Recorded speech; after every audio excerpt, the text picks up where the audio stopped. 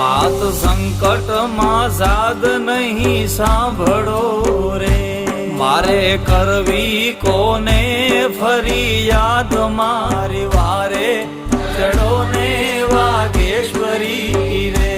હશે ભાગ્ય તે ભોગવે છૂટકો રે, એમાં નથી રે વિધાતાનો વાંક મારી વારે ચડો ને વાગેશ્વરી.